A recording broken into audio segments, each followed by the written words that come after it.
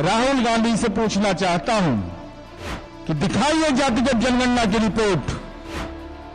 हमारा तो ये रिपोर्ट है, इसको हमने सार्वजनिक किया है।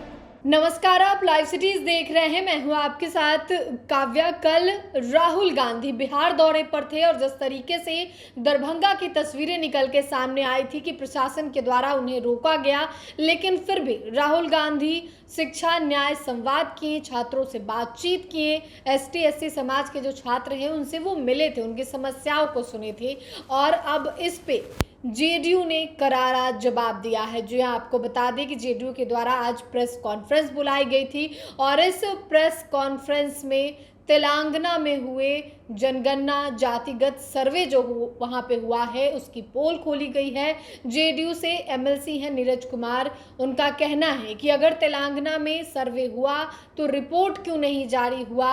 वो जो सर्वे का जो पूरा रिपोर्ट है जो हम लोगों ने बिहार में जातिगत जो सर्वे हुआ था और रिपोर्ट जारी किया गया था, वो जो हम लोगों ने जारी किया वो आप लोगों ने क्यों नहीं किया। और इसी के साथ उन्होंने दरभंगा कि राहुल गांधी के दौरे को लेकर भी निशाना साधा है। सबसे पहले आप नीरज कुमार को सुनिए कि वो क्या कुछ कह रहे हैं।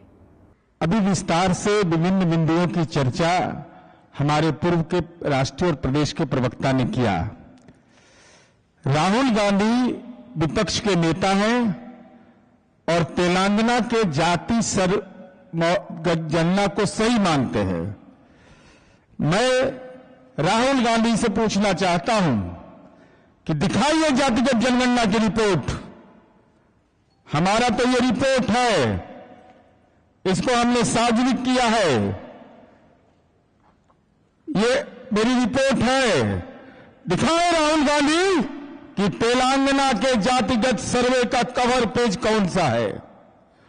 वो रिपोर्ट कहां है, कहां रखे हुए उसको ठंडे बस्ते में, ये राहुल गांधी जी को स्पष्ट करना चाहिए। बिहार के जाति सर्वे पर सवाल उठा के आप तेजस्वी यादव को राजनीति के घेरे में ला सकते हैं, लेकिन मैं चुनौती के साथ कह रहा हूं कि अगली बार जब आइएगा तो जातिगत सर्वे का जैसे रिपोर्ट हमने सार्वजनिक किया उस रिपोर्ट को दिखाइए, कवर पेज उसका दिखाइए, ट्वीट करिए उस कवर पेज को। कहां है वो कवर पेज। तेलंगाना के जातिगत सर्वे की सच्चाई यह है कि हम तो 215 पन्नों की रिपोर्ट जारी कर दी है। उनकी रिपोर्ट कहां, आकाश में पाताल में, 9 ग्रह में कौन ग्रह पर है राहुल गांधी जी, यह देश की जनता को बताइए। तेलंगाना की चर्चा करते हैं, उसका कोई कवर पेज देखा है, रिपोर्ट का कोई सारांश या जातिवार आंकड़ा सार्वजनिक हुआ है। अगर हुआ है तो राहुल गांधी को बताना चाहिए। अगर आंकड़े सार्वजनिक नहीं तो पारदर्शिता कैसी। यह महत्वपूर्ण सवाल है, चूंकि वो तेलंगाना मॉडल की चर्चा करते हैं जिसकी रिपोर्ट का संग्रह ही जारी नहीं हुआ, उसको आज तक कोई देखा ही नहीं, तो वो रिपोर्ट का औचित्य क्या है, ये राहुल गांधी जी को बताना चाहिए। राहुल गांधी जी को यह बताना चाहिए कि हम लोगों ने जातियों की सूची जारी की 214, हर जाति का कोड दिया, एक अतिरिक्त कोड अन्य के रूप में दिया गया।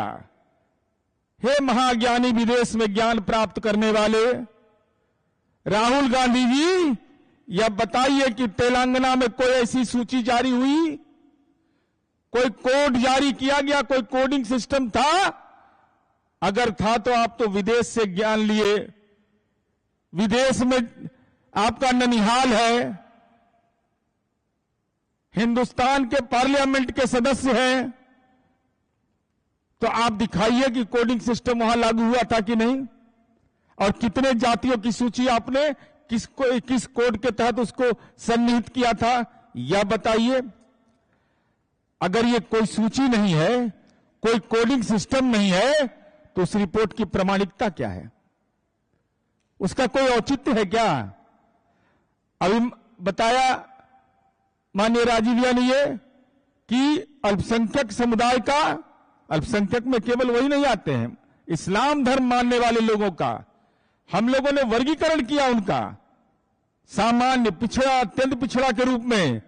तेलंगाना में ऐसा कोई वर्गीकरण नहीं हुआ। तो सच्चर कमीशन की वो रिपोर्ट क्या कहती है?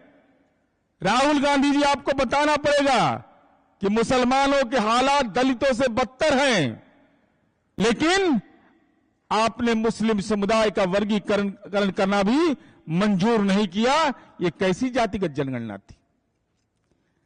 और हम ये जानना चाहते हैं, ईबीसी की संख्या क्या है तेलंगाना में, जरा बताइए।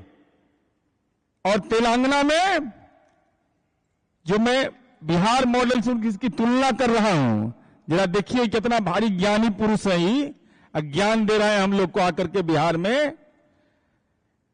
हम लोगों ने बिहार और बिहार से बाहर रहने वाले लोगों के बारे में भी जातिगत आंकड़े जुटाए। हमने ये पूछा कि रोजगार, शिक्षा के लिए अगर आप बाहर गए हैं तो इसकी जानकारी हमारे पास है, डेटा है हमारे पास, बिहार सरकार के पास डेटा है कि कोई गया राज्य के अंदर शिक्षा के लिए, नौकरी के लिए या और कोई कारण से, इसका तमाम डेटा हमारे पास, हमारे ये जो जातिगत सूची का जो हम लोगों ने आंकड़े जारी किए वो सार्वजनिक है। हमने यहां तक पूछा, संपन्नता के दृष्टिकोण से देखा कि किस जाति के पास कितना लैपटॉप है, कितना दोपहिया वाहन है, चरपहिया वाहन है, किसके पास बैंक खाता, जमीन, टीवी, मोबाइल, यह है, इसके आंकड़े हमने जमा किए। तेलंगाना की रिपोर्ट में ये सारे प्रश्न अनुत्तरित हैं। यह प्रश्न नहीं पूछा गया। इसका मतलब क्या हुआ? यह कैसी गणना है जो रोल मॉडल लेके घूम रहे हैं कि तेलंगाना मॉडल है? और तेलंगाना मॉडल जो बिहार का जाति सर्वे का हमारा जो प्रारूप था, उसमें हम इन चीजों की चर्चा किए। तेलंगाना कहता है कि हम दलित को 3 वर्गों में बांटे।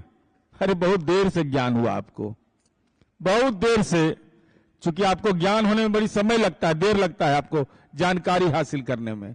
हम 2007 में ही काम कर चुके हैं, इनको 2025-24 में ज्ञान होता है। खैर, ज्ञान के मामले में तो आपका संगति है ऐसा लोगों से, इसलिए आपका कोई दोष नहीं है। संगति से गुण होत है, संगति से गुंजात। अब देखिए इनका जरा सा फर्जीवाड़ा, मैं सीधा आरोप लगाता हूं फर्जीवाड़ा का, आप लोग भी समझिएगा इसको। तेलंगाना में जरा ध्यान से देखिएगा, इतना सुंदर डेटा बनाया है, ये देश को देखना चाहिए इस पर, और कांग्रेस पार्टी के नजरिए पर सोचना चाहिए। 2014 से 2025 तक, 2014 में भी एक सर्वे हुआ था, समग्र कुटुंब सर्वे, ये वाईआरएस की पार्टी ने करवाया था, और 2025 में जातिगत सर्वे हुआ। तो 2014 में घर की संख्या 103 लाख, और 2025 में मात्र 12 लाख बढ़ा। जय हो। माने 14 से 25 तक 11 साल में हाउस होल्ड की संख्या बढ़ता है मात्र 11 लाख। आज जरा देख लीजिए, 2011 की जनगणना कहता है घरों की संख्या हुई 81 लाख, और 2014 में 20 लाख बढ़ गया, और 2025 में मात्र 12 लाख बढ़ा, माने प्रति वर्ष 2 लाख। इसका मतलब क्या हुआ? जनसंख्या के कारण हुआ? कोई आंकड़ा उसका दीजिएगा ना। हाउस होल्ड कैसे घट जाएगा भाई? इतना कम कैसे हो जाएगा? कभी बढ़ रहा है। प्रति घर जनसंख्या 4.22, 2014 में 3.57, उसके बाद 2025 में 3.22, जनसंख्या वृद्धि हो रहा है 0.818। भाई क्या मतलब है इसका? ये पूरे तौर पर ये मैं एक नजीर दिया कि तेलंगाना मॉडल की चर्चा लोग करते हैं। अब हम यह जानना चाहते हैं राहुल गांधी जी आपसे कि हम लोगों ने जो जाति सर्वे किया, जिस पर तो आप सवाल उठा रहे थे, अभी बताया तेलंगाना में कितने लोगों ने इस काम को किया? मात्र 94,863 और उसके सुपरवाइजर थे 9,668 और हमारे यहां 2,64,000 काउंट करने वाले लोगों को हमने ट्रेंड किया। 2 फेज में किया, ऐप के द्वारा किया, लेकिन तेलंगाना में कोई ऐप का इस्तेमाल नहीं। वही ओल्ड मॉडल फैशन तकनीक बना दिया जातिगत जनगणना को। हम ऐप के माध्यम से कर रहे हैं। सारे डेटा को हमने एकत्र किया, किसकी सामाजिक आर्थिक हैसियत क्या है, उसके आधार पर हमने रिपोर्ट जारी किया। लेकिन आपने यह कृत्य किया पुरानी तकनीक, ओल्ड मॉडल, मोतीलाल नेहरू वाला मॉडल चला रहे हैं। ये मोतीलाल में नेहरू मॉडल चलाएंगे ये, बताइए। और हमने जो किया तो ओबीसी का भी ये बताए, ओबीसी का गणना कम कैसे हो गया? जरा ये बताइए, हम जानना चाहते थे राहुल गांधी जी आपसे। 2014 में तेलंगाना में जो जातीय सर्वे हुआ था, उसकी तुलना में ओबीसी का जनसंख्या 21 लाख घट गया। ये तो उल्टी गंगा बह रही है। ये तो गंगा जी जैसे उल्टी बहने की बात हो जाती है। आखिर ये जनसंख्या घट कैसे गया? ये आंकड़े बिल्कुल भ्रामक है तेलंगाना के अंदर में। और साथ ही साथ हम यह जानना चाहते हैं राहुल गांधी जी कि आपकी जुबान को क्या हो गया था जब पार्लियामेंट के अंदर इस पर चर्चा हुई, जिसकी चर्चा उन्होंने माननीय राजीव जी ने किया। हमको इस बात का गौरव है कि हमारे नेता आदरणीय नीतीश कुमार जी ने पार्लियामेंट के अंदर में आज जो जातिगत जनगणना की बात हुई 1994 में उसको उठाया। 2010 में, मैं डेट बता रहा हूं, 3 अगस्त 2010, 3 अगस्त 2010 को पार्लियामेंट में डिबेट हुआ। राहुल गांधी जी आप सदस्य थे सदन के, माननीय शरद यादव हो, माननीय मुलायम सिंह जैसे नेता हो, तमाम लोगों ने जातिगत जनगणना पर अपनी राय व्यक्त किया। लेकिन राहुल गांधी राजनैतिक रूप से कायर व्यक्ति सदन भी उस दिन नहीं गए, सदन नहीं गए। जातिगत जनगणना पर चूंकि बहस होनी थी, दिमाग राजनैतिक रूप से प्रदूषित था, सदन के अंदर नहीं गए, पार्लियामेंट नहीं गए। यह कि बोलने के लिए कहा जाएगा तो हमारे मन के अंदर तो दूसरा सवाल है। और अभी दरभंगा की घटना की चर्चा किया, मैं चर्चा उस पर ज्यादा नहीं करना चाहता था। ये कागजात हैं और दस्तावेज गलत नहीं बोलता। कार्यक्रम क्या है जरा ये सुन लीजिए। इनका कार्यक्रम है राजकीय अंबेडकर कल्याण छात्रावास मोगलपुरा दरभंगा में संविधान और सामाजिक न्याय लीडरशिप प्रोग्राम। माननीय राहुल गांधी जी, माननीय नीतीश कुमार जी के नेतृत्व में एनडीए की सरकार ने दलितों को लीडरशिप क्या दिया है, जरा बताइएगा। आप कांग्रेस को भी राज करने का मौका मिला है, अब भी राज कर रहा है। जिला परिषद का अध्यक्ष होता है दलित समुदाय का व्यक्ति, उसका सेक्रेटरी होता है आईएएस। किसको लीडरशिप कहते हैं?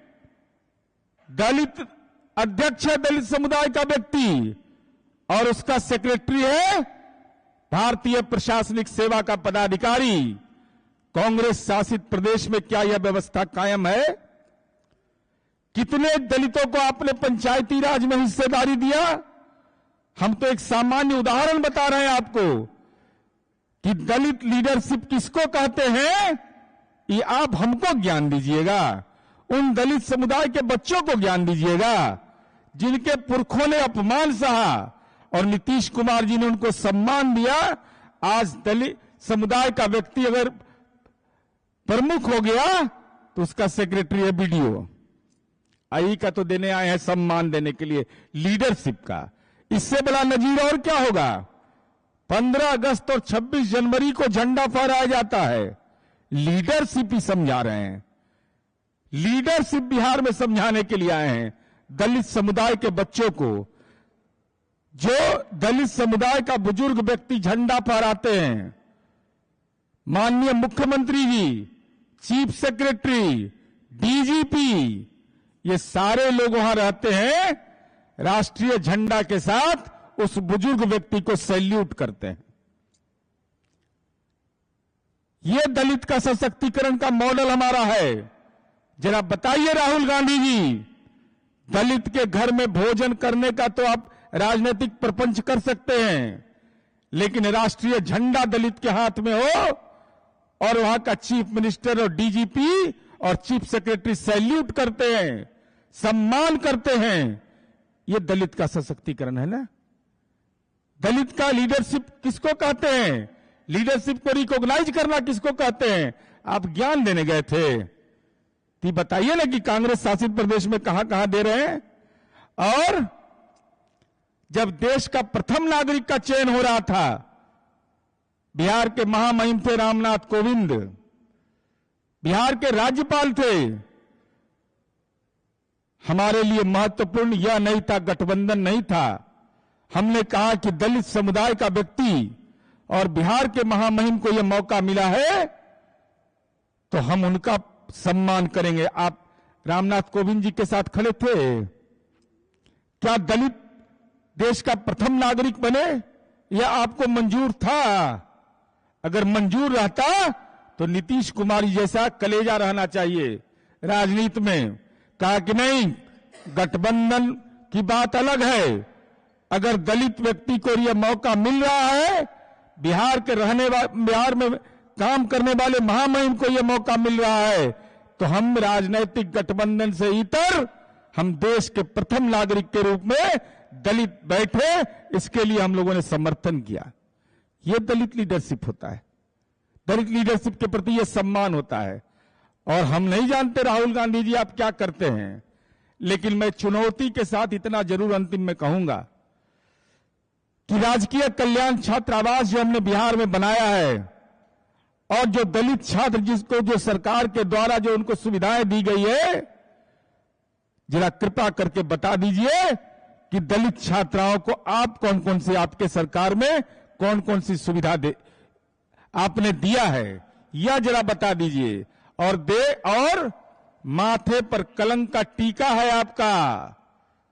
माननीय राहुल गांधी जी, यह बताइए, देश के अंदर में कर्नाटक में कांग्रेस की सरकार ने अनुसूचित जाति जनजाति के लिए आवंटित राशि 14,000 करोड़ को डाइवर्ट कर दिया।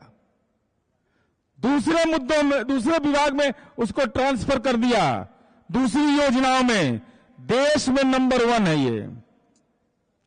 ये कितने बड़े दलित विरोधी लोग हैं, इससे बड़ा और कोई प्रमाण नहीं हो सकता कि 14,000 करोड़ देश भर का सबसे टॉप किए हैं 14,000 करोड़ रुपया। तो जरा सा अगली बार जब आइएगा तो खाली संविधान का कॉपियां मत ले आइए, तेलंगाना वाला जरा जाति सर्वे का रिपोर्ट वो लेकर चलाइए। लुक्का छिपी का खेल कर रहे हैं। तेलंगाना की रिपोर्ट कहां है? और अगर आपने ये आवेदन दिया दरभंगा में, पैसा जमा किए थे, तो मदन मोहन झा के अध्यक्ष से हटा दिए थे, आप मानो करिएगा आप, तो उनसे आवेदन काहे दिलवाए टाउन हॉल के लिए? टाउन हॉल के लिए उनसे आवेदन क्यों दिलवाया? जब कार्यक्रम ही नहीं करना था वहां, तो वहां मदन मोहन झा जी से ही, इसीलिए कि वो शिक्षा से जीत के आते हैं, टीचर कशोर से जीत के आते हैं, पूर्व अध्यक्ष हैं, मिथिलांचल के नेता हैं, मिथिलांचल के रहने वाले हैं, तो उनका राजनीतिक अपमान कर दीजिएगा आप, इसीलिए कि आप बड़े नेता हैं।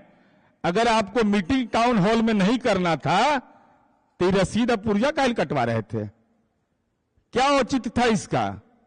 इसलिए हम सलाह देंगे कि बेचैन मत होइए, बिहार में तड़पते रह जाइएगा। दलित के हर घर में एक ही आवाज है, 25 से 30 एनडीए और फिर से नीतीश। धन्यवाद। आपने जेडीयू एमएलसी नीरज कुमार को सुना, जो कि एक तरफ राहुल गांधी के दरभंगा दौरे को लेकर जमकर हमलावर थे, तो दूसरी ओर तेलंगाना में हुए जातिगत सर्वे जनगणना को लेकर भी उन्होंने मांग की है कि उसका रिपोर्ट जारी करना चाहिए, उसकी रिपोर्ट आनी चाहिए, ताकि पता चल सके कि तेलंगाना में कितने ईबीसी हैं, कितने जनरल हैं, कितने ओबीसी हैं। इन तमाम चीज़ों का रिपोर्ट जारी हो। नीरज कुमार ने कहा है किस तरीके से गरज रहे थे, आपने वीडियो में देखा है। फिलहाल के लिए इतना ही। साथ ही चैनल को सब्सक्राइब करें, फेसबुक पेज को लाइक करें। वीडियो देखने के लिए आपका धन्यवाद।